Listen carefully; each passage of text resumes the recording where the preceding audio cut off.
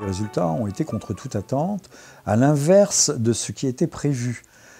D'ailleurs, juste une incidente pour dire qu'il semble extraordinaire que l'on publie des résultats quasiment une semaine avant le premier tour des législatives en France, parce que là, nous avons mieux qu'un sondage, nous avons une projection grandeur nature de ce qui pourrait se passer en France.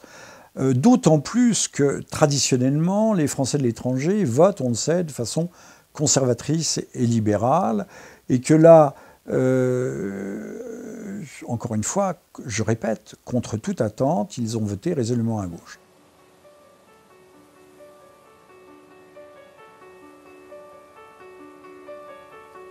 Alors, l'enseignement qu'on peut en tirer, c'est que les Français ne votent pas selon leurs idées, ne votent pas selon des choix politiques, mais voteraient plutôt selon l'étiquette, et en suivant la dynamique du courant dominant, en partant du raisonnement, c'est une supposition de ma part, mais c'est une position qui semble vérifiée par les faits, en partant du principe suivant que le parti au pouvoir sera celui qui pourra être le plus à même de satisfaire ses demandes, ses attentes et ses besoins.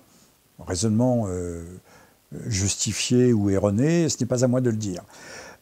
Toujours est-il que sur 11 circonscriptions des Français de l'étranger, qui votaient pour la première fois pour élire directement leurs représentants, 7 ont voté à gauche, et dans des proportions qui placent en très mauvaise posture les candidats de l'ancienne Union pour la majorité. Je dis ancienne parce que qui nous dit que demain, cette Union pour la majorité n'éclatera pas en morceaux si la défaite aux législatives est par trop éclatante.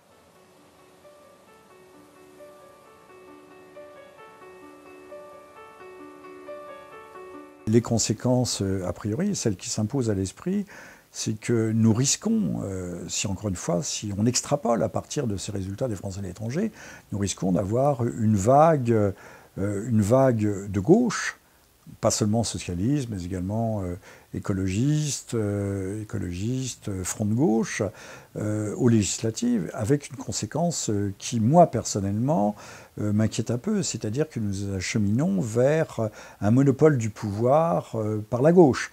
Au niveau territorial, la majorité des communes françaises se situe à gauche, les conseils régionaux, le Sénat et maintenant l'Assemblée nationale. Donc on va entrer dans ce que nous déplorons partout ailleurs, c'est-à-dire un parti unique. Les dernières législatives en Syrie, je prends un exemple chaud, ont introduit le multipartisme. Il y avait 10 partis en lice. Et là, nous allons arriver à une direction gouvernementale en France qui sera monoparti. Ce qui signifie qu'il n'y aura plus de contre-pouvoir, il n'y aura plus rien pour rééquilibrer les décisions qui pourront être prises en fonction peut-être des attentes des Français, mais également de façon tout à fait, je ne dis pas arbitraire, mais en fonction de critères ou de paramètres qui seront extrinsèques à l'intérêt national. On aurait pu imaginer une cohabitation classique. Maintenant, la France est rodée à un président de gauche et à un Premier ministre de droite. Mais l'on assiste certainement à une déconfiture de la droite. Les querelles qui se sont faites jour entre M. Fillon, ex-Premier ministre, et le secrétaire général de l'UMP, de l'Union pour la majorité présidentielle, ex-présidentielle, M. Jean-François Copé, ont montré que, encore une fois, il n'y a plus de direction à droite, et que nous assistons certainement à ce qu'espérait d'ailleurs le Front National, c'est-à-dire un éclatement de ces droits. En tout cas, avant même l'éclatement, nous avons une déconfiture.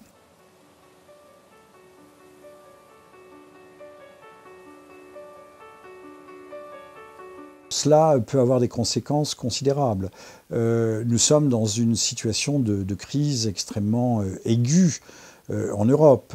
Aujourd'hui est en débat la renégociation du traité budgétaire avec l'Allemagne. L'Allemagne ne veut pas en entendre parler.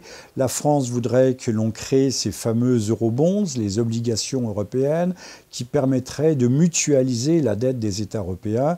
Mais il est bien clair que l'Allemagne ne veut pas de ces eurobonds si cette disposition n'est pas assortie d'un contrôle, d'une tutelle sur le budget, sur les politiques sociales et même l'instauration d'une gouvernance, en un mot d'un gouvernement fédéraliste européen dans laquelle évidemment l'Allemagne aurait la première place.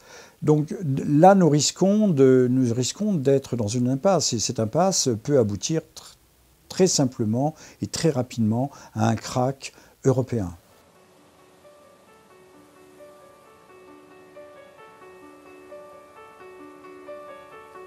Les euro-obligations, autrement dit les eurobonds en franglais, c'est un pot commun dans lequel on met toutes les dettes. Et ces dettes, cela veut dire que, au fond, cela donne, s'il n'y a pas cette tutelle collective d'une sorte de gouvernement fédéral, de fédéralisation qui gère les budgets et qui impose des contraintes strictes, voire draconiennes, aux différents budgets, sur les économies budgétaires à réaliser, sur les plans d'austérité, cela signifie que les politiques laxistes, les endettements pourront continuer à croître. Et c'est vrai que M. Hollande a déjà envoyé des signaux négatifs, par exemple, en pensant et en croyant et en annonçant qu'il créerait 60 000 emplois nouveau. Alors bien entendu, il faudrait nuancer, parce que les choses ne sont pas aussi simples que cela dans l'éducation nationale, mais alors qu'au moment où où tout le monde sait que les plans d'austérité minimum exigerait qu'au contraire un certain nombre de fonctionnaires, c'était 1 sur 3 qui partaient à la retraite, qui ne devaient pas être remplacés. Aujourd'hui, notamment dans les collectivités territoriales, qui à un moment donné, ces collectivités territoriales ont été très inflationnistes en ressources humaines. Et donc, on le voit, le département, la Corrèze de M. Hollande est de ce point de vue, non pas au bord de la faillite, mais profondément déficitaire. On a créé des emplois, tout cela est très bien, mais encore faut-il les financer. Donc cette gouvernance européenne fédéraliste, même si le mot fédéraliste n'est pas prononcé, que souhaite, que préconise, au moins implicitement Mme Merkel, mettrait le holà à ces politiques dispendieuses. Or, M. Hollande et son équipe pensent qu'au contraire, l'État doit intervenir, réinjecter de l'argent socialement parlant, recréer des emplois, et qu'à partir de là, ils espèrent, ils comptent relancer la machine économique. Donc là, on a deux visions totalement différentes, non pas diamétralement opposées, mais très opposées entre l'Allemagne et la France. Or, la France et l'Allemagne sont, rappelons-le, le couple moteur de l'Europe. À la limite, l'Europe, aujourd'hui, n'existerait pas sans ce couple franco-allemand.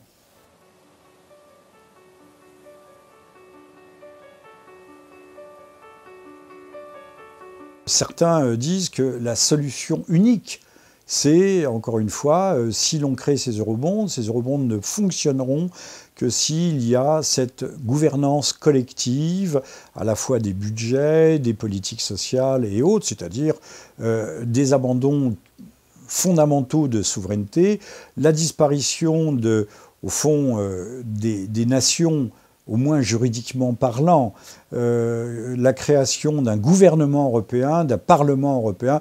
Nous n'en sommes pas tout à fait là dans le discours de Mme Merkel, mais nous voyons bien que c'est la direction qui est prise. Or, il existe certainement d'autres solutions. Les Français, eux, à l'opposé, non pas à l'opposé, mais se démarquent de l'Allemagne en ce qu'ils souhaitent la création de ces euro-obligations, mais sans les abandons fondamentaux de souveraineté, tout simplement parce que le gouvernement français n'est pas totalement stupide et sait que les Français ne sont pas prêts à admettre la dissolution de la nation française dans un ensemble plus vaste. ensemble que M. Védrine appelait encore récemment un ensemble mou, un ensemble gazeux, et même parlant de l'Union européenne sans aucune limite définie, c'était en janvier ou en février dernier, au cours d'un entretien, M. Védrine, ancien ministre des Affaires étrangères socialiste, parlait de l'Europe telle que nous la connaissons aujourd'hui comme l'idiot du village mondial.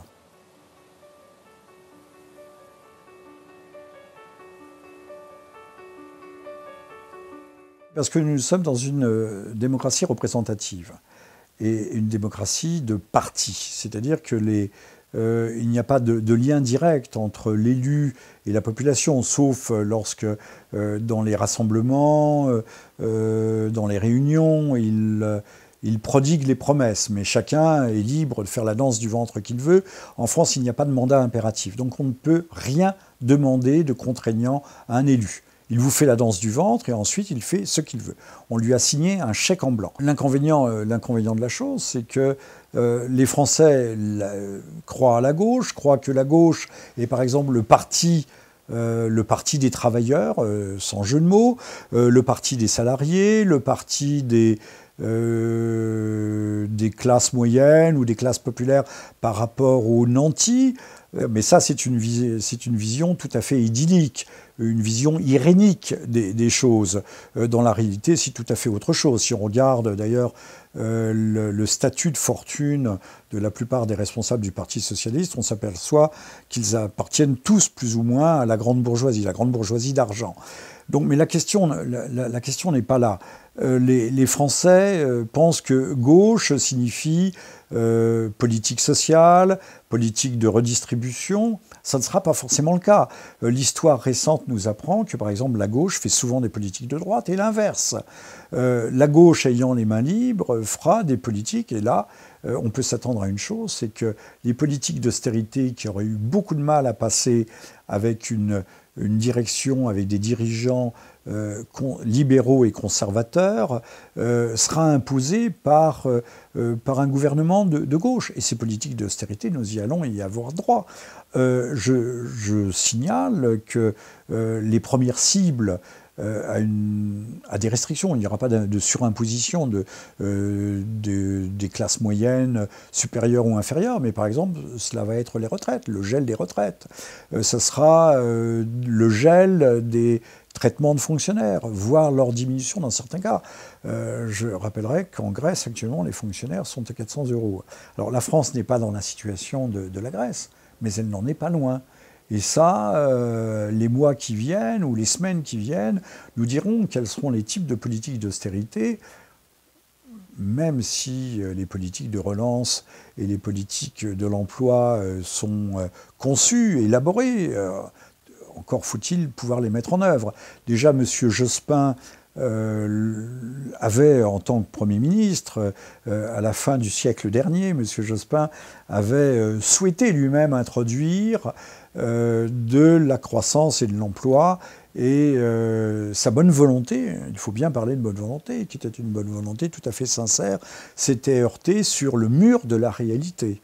Et l'on peut craindre, à juste titre, que M. Hollande et son équipe ne se heurtent eux aussi à ce mur, à cette muraille imprenable qu'est la réalité économique, la réalité des marchés. Parce qu'au fond, qui sont nos maîtres? Les marchés, n'est-ce pas?